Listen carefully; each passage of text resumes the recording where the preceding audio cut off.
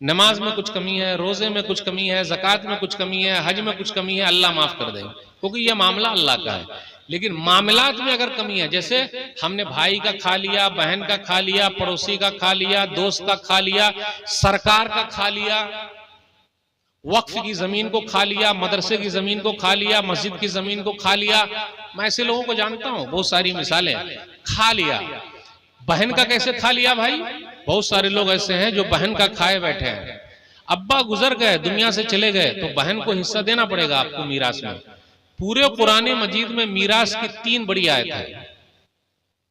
सूरह निसा सूरह नंबर 4 आयत नंबर 11, आयत नंबर 12 और आखिरी आयत आयत नंबर 176। कुछ लोग कहते हैं कि कुरान में मैथमेटिक्स हिसाब है ही नहीं। कुरान की ये तीनों आयतें कहती है कि जिसको अगर हिसाब नहीं आता, मैथमेटिक्स नहीं आता है, वो मीरास को तकसीम कर ही नहीं सकता है। तो कुरान में तो है। और याद रखिएगा, कुरान के अंदर जो मीरास का मसला है, यानी माल को बांटने का जो मसला है, अब्बा के माल को, तो वो मसला में बुनियाद जो है वो लड़की है, लड़का नहीं है। कुरान करीम की आयत कहती है, यूसिकुमुल्लाहु फी औलादिकुम लिज़्ज़करि मिस्लु हज़्ज़िल उन्सयैन, कि अल्लाह ताला तुमको वसीयत करता है तुम्हारी औलाद के बारे में कि लड़के का हिस्सा 2 लड़की के बराबर है। तो यहां लड़का अहम नहीं है, लड़की अहम है। आज कितने लोग हैं हम में से जो अपनी बहन का हिस्सा खाए बैठे हैं, नहीं दे रहे हैं। आप उनसे बात कीजिए तो क्या बोलते हैं? अरे मौलवी साहब, बहनों ने माफ कर दिया।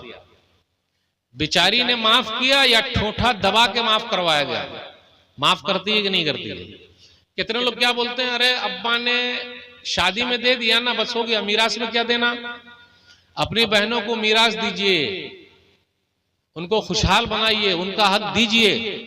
आज तक मुझे कोई नहीं मिला जो ये कहे कि बहनों खुश हो जाओ, तुम लोग तकसीम कर लो, हम भाइयों ने माफ कर दिया। यानी आप तुम बहनों बांट लो, हम भाइयों को जरूरत नहीं है। लेकिन आज तक कोई नहीं मिला। ये पढ़े लिखे लोग भी अपने बहन का हिस्सा दबाए बैठे हैं। ये भी जुल्म है। मामला साफ कर लीजिए मरने से पहले पहले। अगर आह लग गई तो गए आप काम से। आह जाती है फलक पे रहम लाने के लिए, आह जाती है फलक पे रहम लाने के लिए, बादलों हट जाओ दे दो राह जाने के लिए। एक बित्ता जमीन भी नाहक अगर किसी ने किसी का ले लिया तो कल क़यामत के दिन अल्लाह 7 जमीनों का तौक बनाकर गले में डाल देगा। दलील सही मुस्लिम किताबुल मसाक़ात हदीस नंबर 1610।